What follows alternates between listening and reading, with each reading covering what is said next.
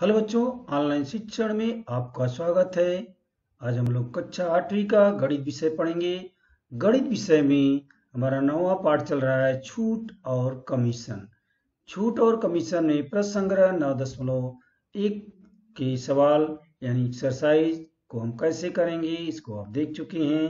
तो आज हम देखते हैं प्रश्न संग्रह 9.2 पाठ 9 छूट और कमीशन। तुम्हारा प्रश्न संग्रह 9.2 इसमें कमीशन एवं रिबेट के बारे में आपको जानकारी प्राप्त करना है और कमीशन और रिबेट कैसे निकालेंगे इससे संबंधित प्रश्नों को हल करना है प्रश्न संग्रह 9.2 में। तो कमीशन क्या है, रिबेट क्या है, थोड़ा सा इसकी जानकारी प्राप्त कर लेते हैं। कमीशन पहले देखते हैं। कमीशन वस्तु का उत्पादन करने वाली कंपनी को अपना माल बेचना संभव नहीं होता है, तब वह कंपनी किसी व्यक्ति पर अपना माल, उदाहरण के लिए जैसे पुस्तक, कपड़े, साबुन आदि वस्तुएं बेचने की जिम्मेदारी देता है। तो ऐसे व्यक्ति को विक्रेता, कमीशन एजेंट कहा जाता है। इस सेवा के बदले में उसे कुछ पारिश्रमिक दिया जाता है, उसे कमीशन कहा जाता है। तो कमीशन का अर्थ आपको समझ में आ गया होगा।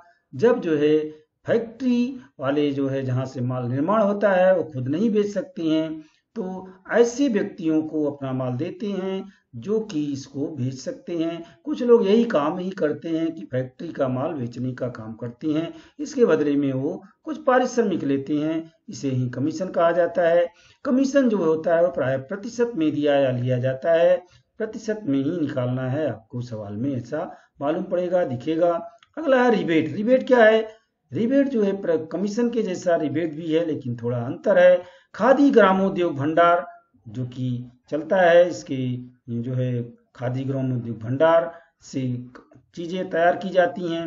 हथकरघा से बनी हुई कपड़े की दुकान आप देखे होंगे। हस्तकला की वस्तु जो है ऐसे बिक्री केंद्र पर कुछ विशेष अवसरों पर ग्राहक को छूट दी जाती है, जिससे गांधी जयंती के अवसर पर अक्सर छूट दी जाती है।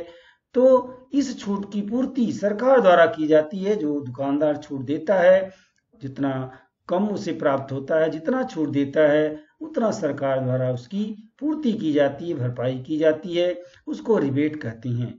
तो इसी तरह आयकर भरने वाले जिन व्यक्तियों की आय एक निश्चित सीमा तक होती है उसे आयकर में छूट मिलती है, इसको भी रिबेट कहते हैं। ये प्रसंग जो है आयकर जो लोग भरते हैं उनसे संबंधित है।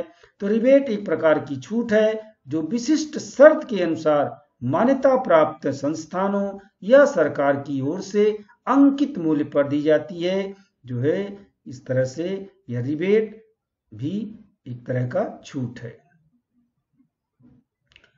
तो चलो देखते हैं प्रश्न संग्रह 9.1 के प्रश्नों को। पहला प्रश्न है, जान ने किसी प्रकाशक की 4,500 रुपए 4,500 के रुपए 4,500 की पुस्तकें बेची।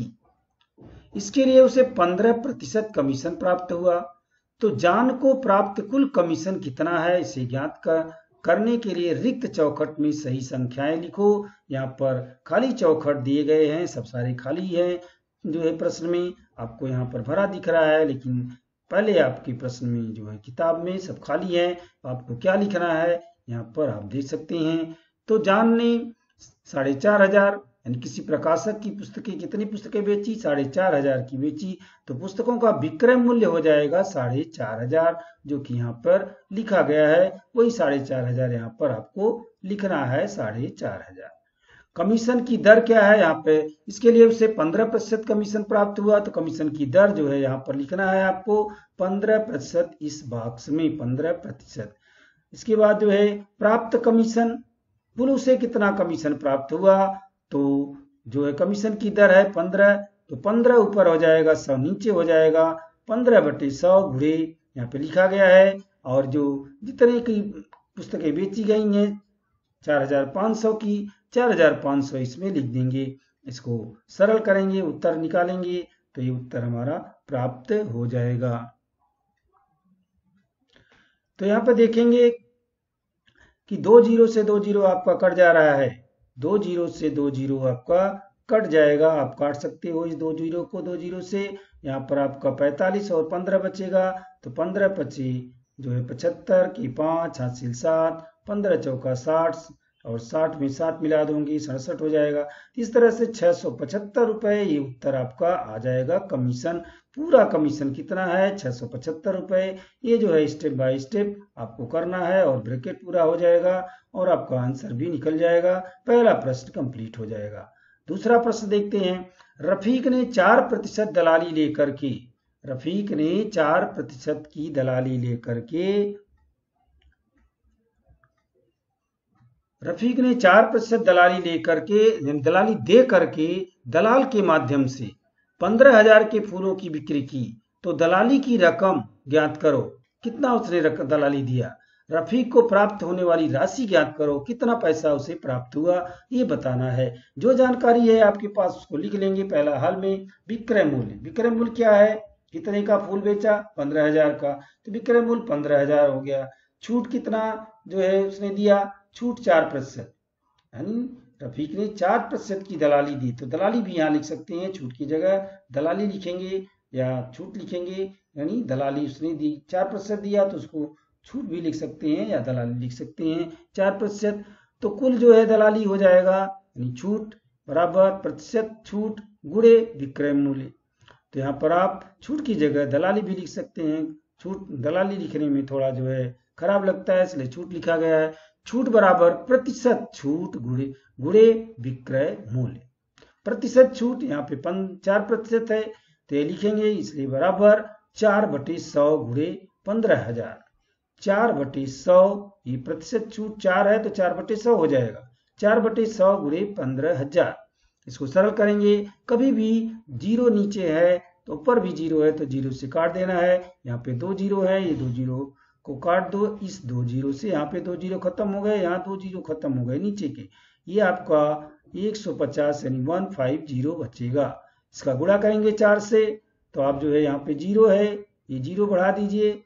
4 का गुणा 5 से करिए, 4 पंजे 20 के जीरो हासिल 2, 4 1 कम 4, 4 2 6। इस तरह से कर सकते हैं। आप 15 चौका 60 लिख करके एक जीरो लिख दें तो उत्तर आ जाएगा 600। अब जो है कितना उसने दलाली दिया, कितना छूट दिया, वो 600 रुपये आ गया। तो रफीक को प्राप्त होने वाली राशि जो है विक्रय मूल्य में से जितना उसने छूट दे दिया यानी दलाली दे दिया निकल जाएगा। तो विक्रय मूल्य बराबर मुक्रय मूल्य ऋण छूट, यानी 15,000 ऋण 600। 15,000 में से 600 कम मिलेगा, दलाल उससे 600 काट के देगा। तो 15,000 में से 600 निकाल देंगे तो आप जो है यहाँ पे देखेंगे 2 जीरो से 2 जीरो घटाने पर 2 जीरो ही लिखना है। यहाँ भी जीरो है सैकड़े पर, सैकड़े पर यहाँ 4 है तो यहाँ पर हासिल ले लो 10, 10 में 4 गया 6, 10 में से 6 गया 4 आ जाएगा। यहाँ पर देखेंगे तो बचेगा 4। अब यहाँ पर जो है कुछ नहीं है तो आपको 4 लिख देना है, यहाँ पर 1 है 1 लिख देना है। इस तरह से 14,600 आपका उत्तर आ जाएगा। तो उत्तर अभी लिख सकते हैं। रफीक द्वारा दी गई दलाली 600 रुपये है, रफीक द्वारा प्राप्त राशि 14,400 है। तो ये जो छूट है उसको दलाली ही कहा गया है, लेकिन दलाली कहने भी थोड़ा अच्छा नहीं लगता है, इसलिए इसको छूट की तरह ही निकालेंगे। फिर लास्ट में उत्तर हम इसको लिख देंगे इस तरह से। तो इस तरह से प्रश्न नंबर 2 आपका कंप्लीट हो जाएगा। चलो अगला प्रश्न देखते हैं। प्रश्न नंबर 3। किसी आढ़तिये के द्वारा किसान ने ₹9,200 का अनाज बेचा। अक्सर जो है मंडी में जो लोग होते हैं जो ये काम करते हैं उसे आढ़तिया कहा जाता है। तो अनाज जो है किसान का सामान अनाज वगैरह वो लोग बेचते हैं, उसके बदले में कुछ पैसा लेते हैं, उसे आढ़त कहा जाता है।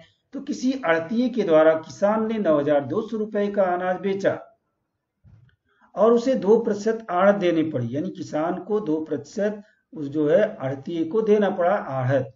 तो आढ़तिये को कितनी राशि प्राप्त हुई? किसान ने 2% दिया 9,200 का, तो कितना उसे प्राप्त हुआ? तो पहले जो जानकारी है लिख लेंगे। अनाज का विक्रय मूल्य 9,200 रुपये में बेचा गया है। छूट यानी आढ़त कितना दिया? 2%। छूट बराबर कुल कितना है? कुल छूट निकालने के लिए प्रतिशत छूट गुणे विक्रय मूल्य। प्रतिशत छूट यहाँ पे 2% है, इसलिए लिखेंगे छूट बराबर प्रतिशत छूट गुणे विक्रय मूल्य। तो आ जाएगा प्रतिशत छूट यानी 2/100 गुणे 9,200 जितने का पूरा जो है अनाज बेचा गया है, 9,200 हो गया। काटेंगे, इसको सरल करेंगे। यहाँ पे नीचे देख रहे हैं 2 जीरो है, ऊपर भी 2 जीरो है, ये दोनों जीरो से 2 जीरो आप काट देंगे तिरछा लाइन से, खत्म हो गया। यहाँ बचा 92 92, यहाँ बचा 2, आप 2 से गुणा कर दो डायरेक्ट सुविधा के लिए, 2 दूनी 4, 2 9 18। इस तरह से आपका उत्तर 184 रुपया आ गया। तो अड़तिये को कितना प्राप्त हुआ, जितना किसान ने अड़त दिया वही प्राप्त हुआ। तो अड़तिये को 184 रुपए की दलाली मिली या 184 रुपए प्राप्त हुए। इस तरह से आंसर लिख देंगे। प्रश्न नंबर 3 आपका कंप्लीट हो जाएगा। अगला प्रश्न देखते हैं, प्रश्न नंबर 4। उमा दीदी ने खादी भंडार से निम्न वस्तुएं खरीदी। क्या क्या वस्तुएं खरीदी एक देख लीजिए। पहला है प्रति नग 560 अंकित मूल्य की 3 साड़ियां। नग यानी जो है प्रत्येक एक साड़ी का दाम जो है 560 रुपए लिखा गया है और उन्होंने 3 साड़ी खरीदी। दूसरा है 90 रुपए बोतल की दर से शहद 6 बोतलें खरीदी। जो है शहद का एक बोतल का दाम 90 रुपए है, उन्होंने 6 बोतलें खरीदी। इस खरीदी पर उसे 12% रिबेट प्राप्त हुआ। इतना खरीदी करने पर उन्हें 12% कम देना पड़ा, रिबेट मिल गया। तो उमा दीदी को भी वस्तुएं कितने में प्राप्त हुई, यानी कितने में खरीदा और जो है रिबेट काटने के बाद कितना उन्हें पैसा देना पड़ा, ये निकालना है। पहले देखेंगे कि कितने का सामान हुआ। पहला उसने 3 साड़ी खरीदी है, तो 3 साड़ियों का मूल्य हो जाएगा 3 गुणे 560। एक साड़ी 560 की है, तो 3 साड़ी से गुणा कर देंगे तो हो जाएगा 300, 3 6 18 के 8, हासिल 1, 3 25 15, 1 16, यहाँ पे 1680 आ जाएगा 3 साड़ी का मूल्य। दूसरा सामान लिया है शहद। शहद की 6 बोतलें लिया है, तो एक बोतल का दाम यहाँ पे 90 रुपए है, तो 90 में 6 का गुणा कर देंगे तो शहद की 6 बोतलों का मूल्य बराबर 6 गुणे 90 बराबर हो जाएगा। गुणा कर दो 600, 6 9 54, 560। अब इसको दोनों को जोड़ देंगे तो कुल कितने का सामान हुआ मालूम हो जाएगा। कुल राशि बराबर 1680 ऊपर वाला धन 540 शहद का दाम। दोनों को जोड़ देंगे तो 0 से 0 इकाई पर है 0 आएगा। 8 और 4 12 के 2, हासिल 1, 6 5 11, हासिल 1, 12 के 2, हासिल 2, हासिल 1, 1 में 1 मिला दिया 2। इस तरह से 2220 रुपए का कुल सामान हो जाएगा। यानी 1680 में 540 जोड़ेंगे तो 2220 यानी 2220 हो जाएगा।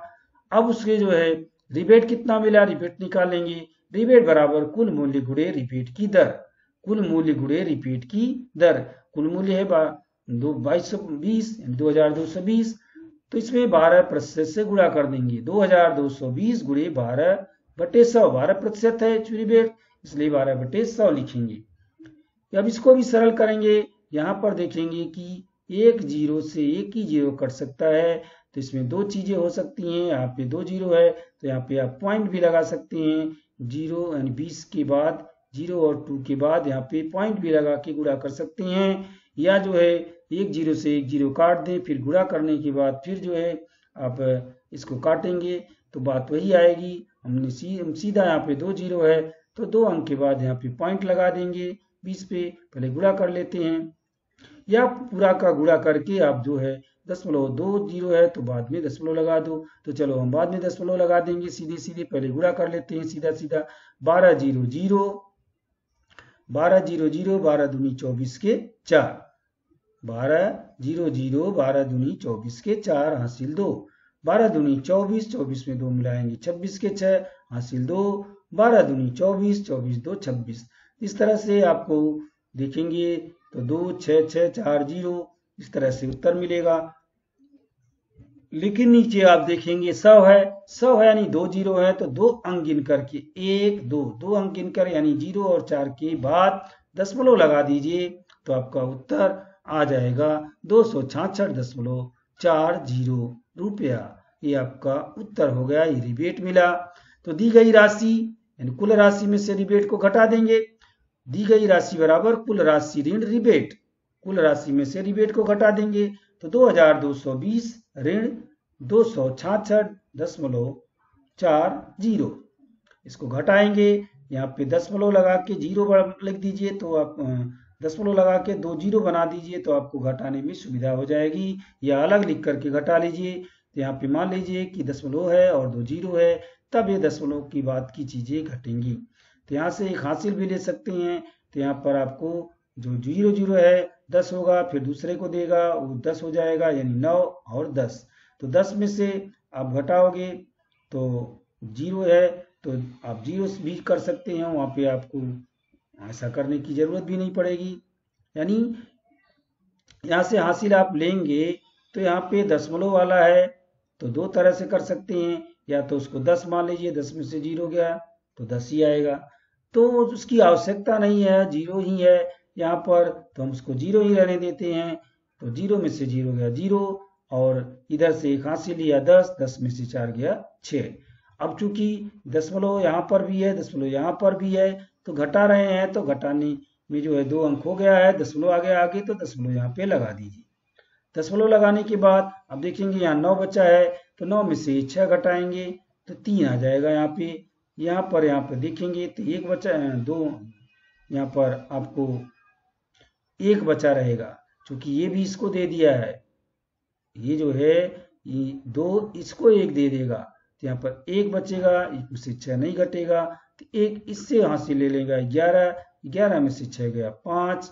तो यहाँ पर देखेंगे कि यहाँ पर 1 बचा हुआ है, यह भी 1 जो है 6 नहीं घटेगा, तो ये भी 11 है, 11 में से 6 गए 1 मिनट, ये जो है फिर से देखते हैं, ये जो है आपको 0 में से 0 गया 0 हो गया, यहाँ पे 10 एक हासिल लिया था, यहाँ से हासिल लेंगे ये 10 होगा, और फिर इसको दे देगा एक, तो ये 10 हो जाएगा, ये 9 हो जाएगा, ये 1 और ये 10, और यहाँ पर 9 बचेगा, यहाँ 10, यानी 10 में से 4 गया 6 हो गया, यहाँ बचा 9, 9 में से आप 6 को घटाएंगे 3 आया, यहाँ बचा 1। अब 1 में से आप जो है यहाँ पे 6 घटाओगे तो नहीं घटेगा, तो 11, 11 में से आप 6 घटाओगे 5 हो गया। अब यहाँ पर देखेंगे कि ये 2 है, तो 2 में से आपका ये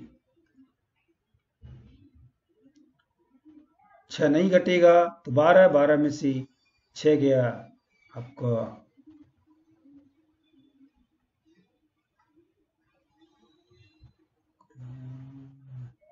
ये हो गया, 9 में से 3 गया 6, 9 में से 6 गया 3, ये बचा 1, 11 में से यहाँ पर 1, 11 में से यहाँ पे 6 घटा रहे हैं तो ये बचा 5, और ये जो है 1 बचा, तो ये 20 से हासिल लेगा, तो 11, 11 में से 6 गए, यहाँ 5 आना चाहिए, यहाँ पे 11 में से 6 गया 5 आना चाहिए, यहाँ पर 1 बचा 1 आना चाहिए। तो इस तरह से इसमें थोड़ा सा गलती हो सकती है, फिर से आप ऊपर नीचे लिख के घटा करके इसको सही कर सकते हैं, तो आपका उत्तर सही प्राप्त हो जाएगी।